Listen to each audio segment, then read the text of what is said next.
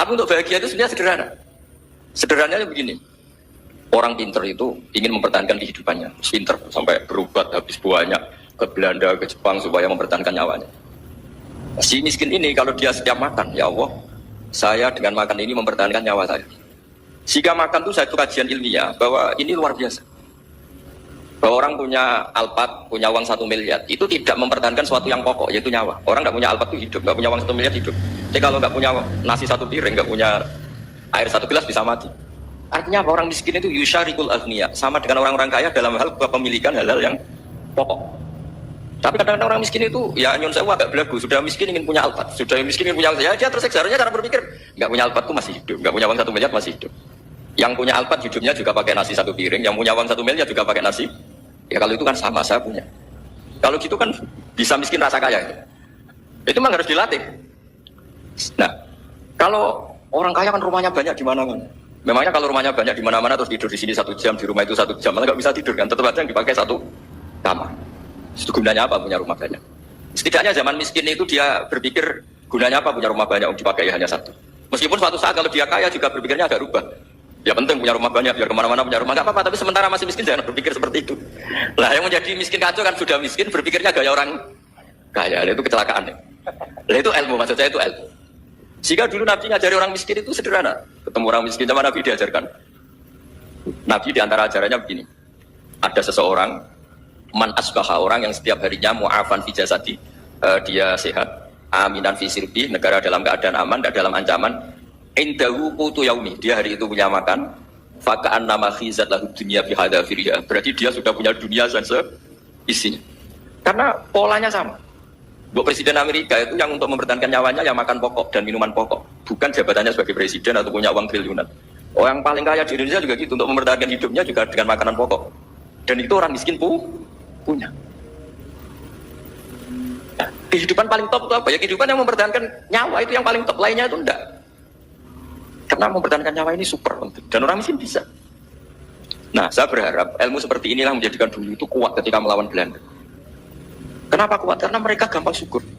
Barokahnya gampang syukur itu selesai dengan dirinya sendiri. Kalau bahasa intelektualnya itu, orang kalau sudah selesai dengan dirinya sendiri bisa berpikir memanfaati pada orang lain. Dulu orang-orang miskin ketika era sahabat, termasuk era para ulama yang mendidik para umatnya, itu selesai dengan dirinya sendiri.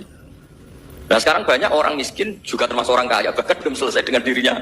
Wah itu angel, ngajak jihad angel, karena dengan dirinya saja belum selesai. Maka masyhur itu kan ketika perang Tabuk ada orang datang, kira-kira kalau Indonesia pakai beras 4 kilo, ya Rasulullah yang 2 kilo tak kasihkan keluarga kami supaya bisa makan, yang 2 kilo tak kasihkan jenengan untuk biaya perang. Perang Tabuk itu perang tersulit, disebut perang Dzil Usra.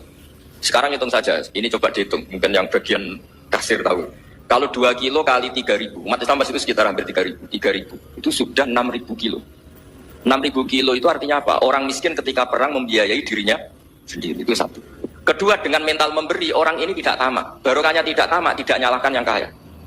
Efek dari itu apa ketika perang Tabuk?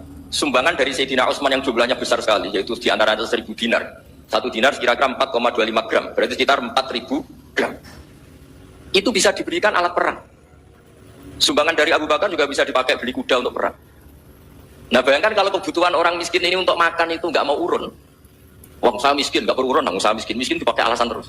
Maka jumlah 3.000 ini akan mengurangi anggaran untuk belanja peralatan perang karena untuk konsumsi orang miskin. Jadi itu kadang mangane tanduk itu kan repot.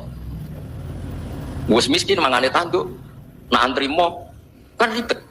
Artinya apa? Perang ini tidak fokus karena ngurusi konsumsi untuk orang-orang miskin. Nah, dulu zaman Nabi orang miskin pun semuanya heroik.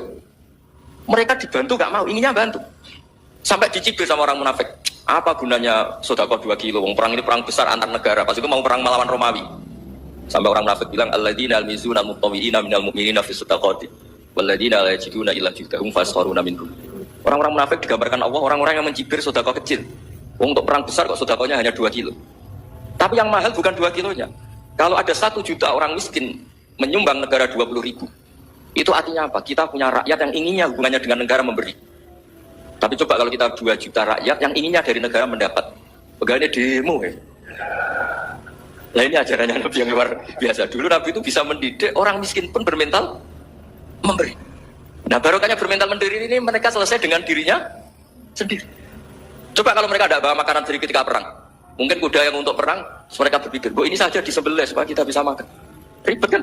Ngapain beli senjata yang mutakhir, makan saja nggak bisa. Tapi barokahnya mereka urun sendiri. Mereka selesai dengan dirinya sendiri. Ini hebatnya didikan Rasulullah Shallallahu Alaihi Wasallam. Nah, dulu Mbah Hashim dan kawan-kawan itu berhasil mendidik seperti itu. Santri yang miskin-miskin itu kalau ngaturi kiai, duwene telo itu tidak no telo, duwene wi tidak no wi. Jika kiai sing mapan-mapan, misalnya kasus kula kan mun setengah mapan, ya akhirnya ya iso mangan wi. Jebule wi ku ya enak. Santri ya seneng mergo kiai ini seneng pancen wis suwi mangan pizza misalnya. Nah, tapi nek sing melarat terus aku melarat kiai tak kei mosok doyan. Wis melarat medhit di alasan kan ribet kan. Ini yang perlu dihilangkan. Medhit kok berargumentasi. Tapi yang mahal itu bukan winya, mental memberi. Orang itu kalau mentalnya memberi itu berarti selesai dengan dirinya. Tapi kalau tidak bermental memberi pasti tamak. Dan tamak itu mesti menghakimi orang lain. Maka dalam kitab hikam diterangkan penyakit terberat itu tamak. Kenapa? Karena orang pikir itu tidak ada kata-kata kitab hikam, bukan kata saya. Yang ada itu tamak.